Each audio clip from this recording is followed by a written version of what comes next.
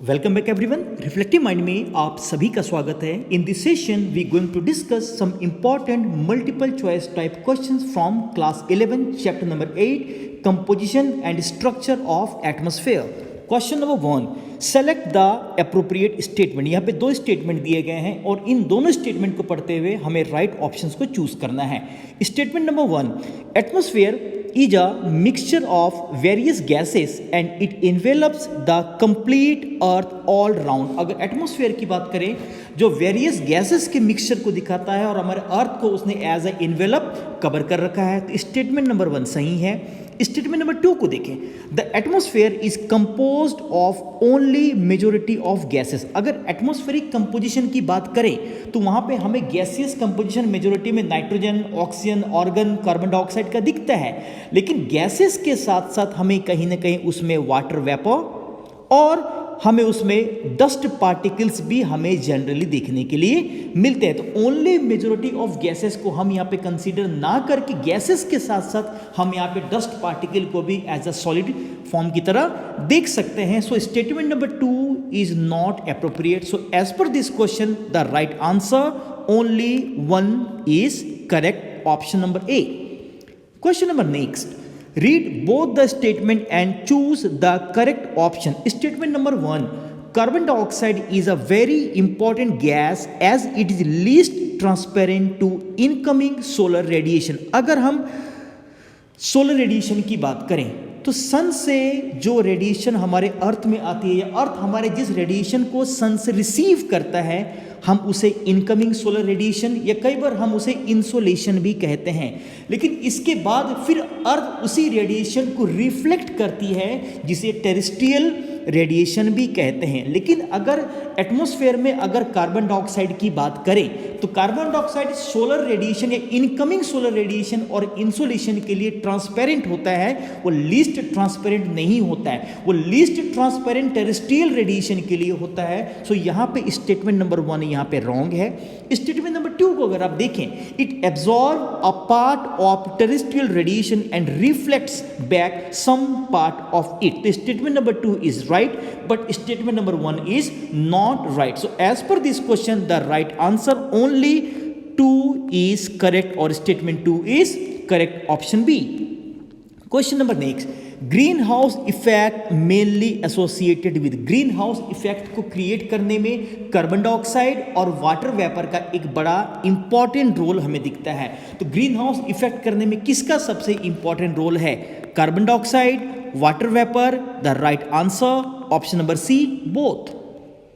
Question number next, ozone act as a filter and absorbs the ultraviolet rays radiating as. अगर ozone layer की बात करें जो stratosphere का एक बड़ा इंपॉर्टेंट फिल्टर के फंक्शन से रिलेटेड हमारा एक बड़ा इंपॉर्टेंट लेयर जिसमें ऑक्सीजन के 3 मॉलिक्यूल्स के प्रेजेंट के साथ हम ओजोन लेयर को देख सकते हैं। तो ओजोन लेयर जो अल्ट्रावायलेट रेज को जो फिल्टर करता है सन से आने वाली, वो अल्ट्रावायलेट का नेचर कैसा होता है? शॉर्ट वेव, लॉन्ग वेव या बोथ? अगर इंसोलेशन की बात करें तो इंसोलेशन शॉर्ट वेव होता है, लेकिन अगर टेरेस्ट्रियल रेडिएशन की बात करें तो वो लॉन्ग वेव होता है, क्योंकि ओजोन इंसोलेशन को ही क्या करता है? फिल्टर करता है और उसमें से उसे और अच्छी तरीके से फिल्टर करके वो अर्थ के सरफेस की ओर उसे भेजता है। सो इंसोलेशन या सोलर रेडिएशन या upcoming solar radiation long wavelength का नहीं, वो शॉर्ट वेवलेंथ का होता है। So as per this question the right answer option number A, short wavelength.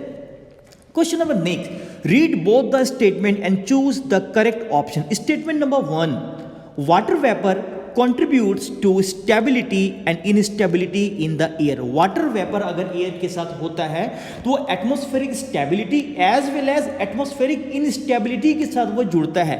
आमतौर पे जो वेटी एयर होता है या मॉइस्ट एयर होता है वो थंडरिंग का कारण बनता है, वो साइक्लोनिक कंडीशंस को ट्रिगर करता है, फैसिलिटेट करता है, इसलिए वहाँ पे हम इनस्टेबिलिटी देखते हैं। लेकिन अगर हम ड्राई वेदर की बात करें, ड्राई एयर की बात करें या जिस एयर में मॉइस्चर नहीं के बराबर होता है वो काम स्काई की बात करें या स्टेबल कंडीशंस को ट्रिगर करता है। तो ऑप्शन नंबर 1 या स्टेटमेंट नंबर 1 यहाँ पे बिल्कुल सही है।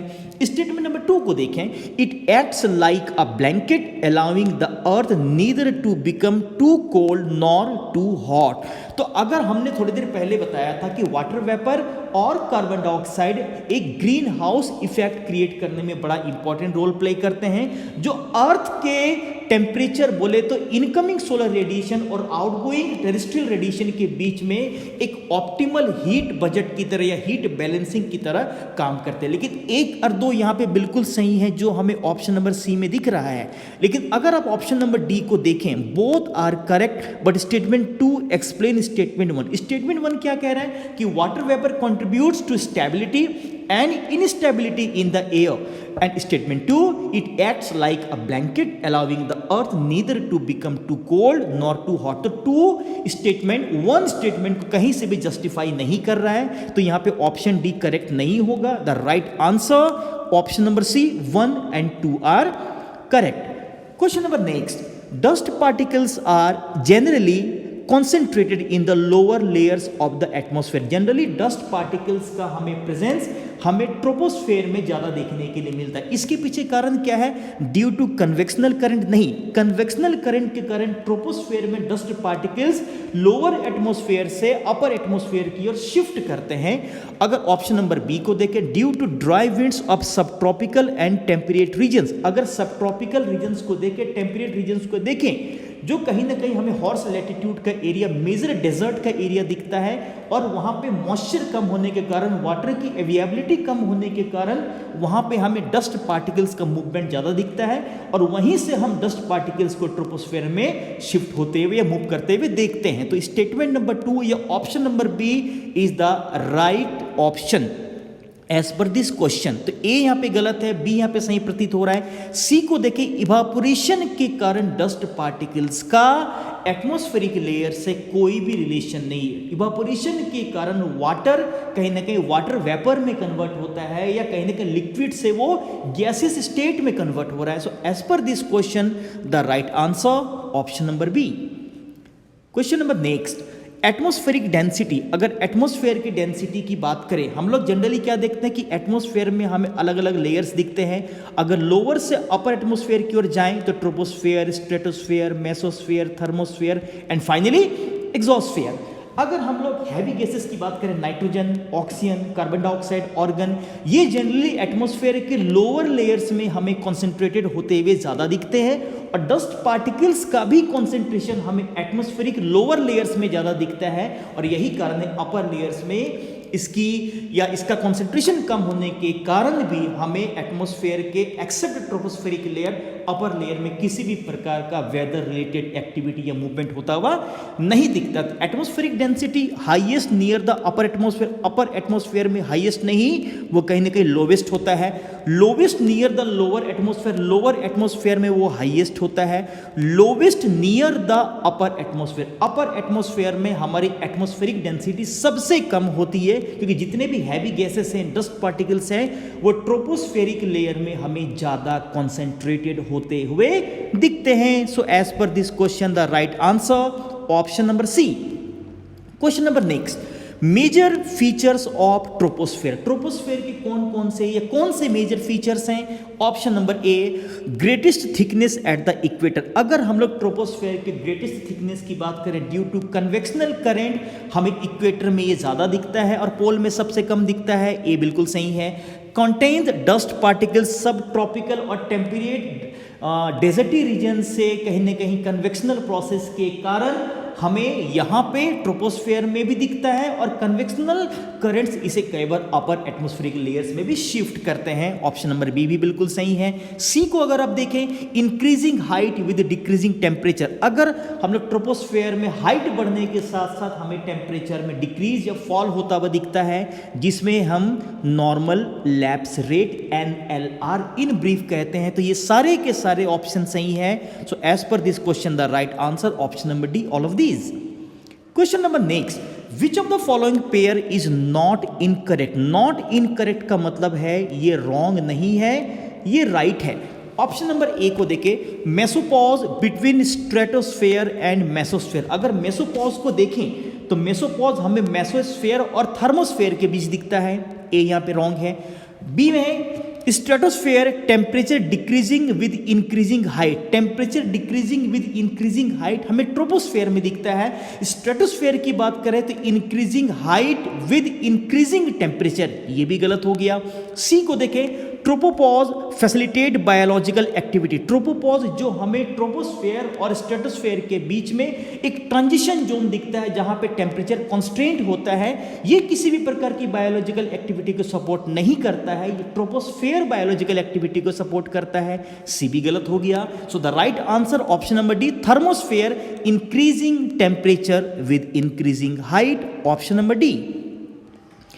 Question number next, water vapour absorbs, water vapour किसको एब्जॉर्ब करता है? इनकमिंग सोलर रेडिएशन और इंसोलेशन, टेरेस्ट्रियल रेडिएशन, बोथ और नन ऑफ दी। चूंकि वाटर वेपर की बात करें अलोंग विद कार्बन डाइऑक्साइड, ये ग्रीन हाउस इफेक्ट को क्रिएट करने में एक बड़ा इंपॉर्टेंट रोल प्ले करते हैं, और ये इनकमिंग सोलर रेडिएशन के लिए हमारा कार्बन डाइऑक्साइड के जो थिक ब्लैंकेट है वो उसे इजीली जाने देता है, लेकिन टेरेस्ट्रियल रेडिएशन को वो इजीली जाने नहीं देता है। और यही कारण है हमारा जो एटमॉस्फेरिक हीटिंग वो लोअर लेयर से स्टार्ट होता है, ना कि ऊपर से स्टार्ट होता है, और इसीलिए एटमॉस्फेरिक लोअर लेयर से ऊपर की ओर जाने के बाद हमें इंक्रीजिंग हाइट के साथ साथ डिक्रीजिंग टेम्परेचर का प्रोसेस दिखता है जनरली। तो वाटर वेपर किनको एब्जॉर्ब करता है? Incoming solar radiation as insolation, terrestrial radiation. So as per this question the right answer option number C, both. तो इस डिस्कशन में इतनी ही बातें। आई होप इन सभी important multiple choice type questions के डिस्कशन से उनके सही आंसर को जान के, और गलत आंसर हैं तो क्यों हैं, इन सभी के द्वारा एटमॉस्फेयर चैप्टर के बारे में, चैप्टर नंबर 8 क्लास 11 ज्योग्राफी आपकी एक बेहतर, आपकी एक मीनिंगफुल अंडरस्टैंडिंग बन पाएगी। आने वाली वीडियो में हम इस चैप्टर के कुछ और अच्छे क्वेश्चंस को डिस्कशन के साथ लेकर आएंगे। तब तक रिफ्लेक्टिव माइंड के साथ आप बने रहिए। Thank you so much and happy learning.